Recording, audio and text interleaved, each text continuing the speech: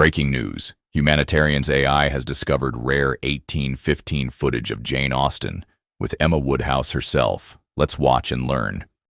Welcome to my little writing room. I am Jane Austen, and this is Miss Emma Woodhouse. Though I must say, she's given me considerable trouble over the years. Miss Austen is far too modest. She created me to be troublesome, I believe. Though I have learned much from our association. Indeed. You see, I wanted to write about a heroine whom no one but myself would much like. Emma begins as handsome, clever, and rich, but also spoiled, often cruel, and quite wrong about nearly everything. I confess, I was rather insufferable. I meddled in others' affairs, thinking myself superior in understanding. I hurt dear Harriet Smith terribly with my matchmaking schemes, and was positively rude to Miss Bates at Box Hill. But that is precisely why Emma matters. Most novels of my time featured perfect heroines, paragons of virtue who never made real mistakes. I found this rather tiresome, you know. Miss Austen believed that truly interesting people are flawed. She showed that a woman could be intelligent and independent, yet still make dreadful errors in judgment. The key is learning from them. Exactly so. Through Emma, I explored something quite revolutionary, the idea that women's inner lives are complex and worthy of serious literary attention.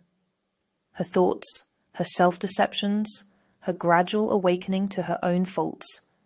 This was new territory. I spent most of the novel believing I understood everyone around me better than they understood themselves. How wrong I was! Mr. Knightley saw my faults clearly, but loved me enough to help me recognise them. And there lies another innovation. Emma marries not to escape poverty or gain status, but because she finds an intellectual equal who challenges her to become better. Their relationship is based on mutual respect and genuine affection. Though I declared I should never marry, I thought myself quite above such concerns. But I learned that independence need not mean isolation, and that the right partnership can enhance rather than diminish one's sense of self. You see, I was writing during a time when women had precious few options. Marriage or spinsterhood, essentially. But through my heroines, I explored the possibility that women might have agency in their choices, that they might think, feel, and decide for themselves. Miss Austen also used wit as a weapon, you know. Her irony cuts through social pretension like a blade. It is a truth universally acknowledged that a single man in possession of a good fortune must be in want of a wife.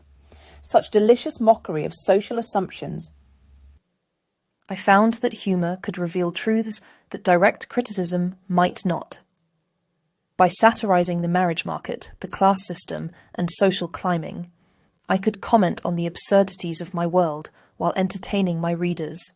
What fascinates me is how Miss Austen wrote about domestic life, drawing rooms, tea parties, social calls, and made them as dramatically compelling as any adventure story.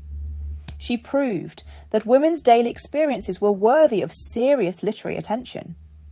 The drawing room can be as fraught with tension and revelation as any battlefield.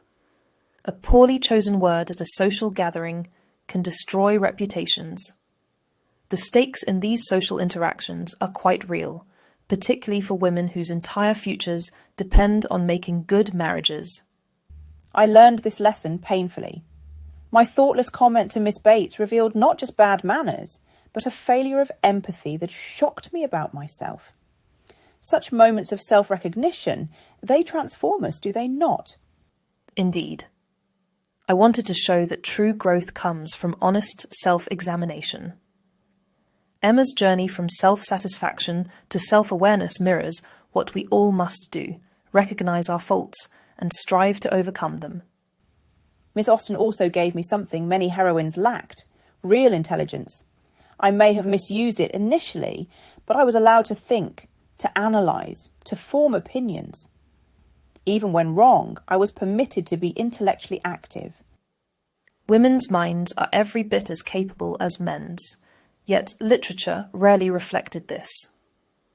I wanted to create heroines who were thinking beings, not merely beautiful objects or moral examples. And see how our stories endure. Modern readers still recognise the social types we portrayed. The social climber, the fortune hunter, the meddling friend.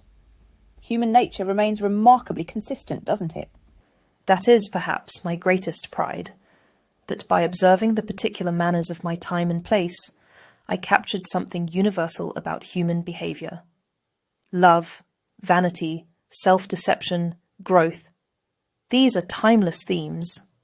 We showed that ordinary people living ordinary lives could be the subjects of great literature. One need not slay dragons or inherit kingdoms to have a story worth telling. Precisely. The human heart and its complexities, there lies the greatest drama of all.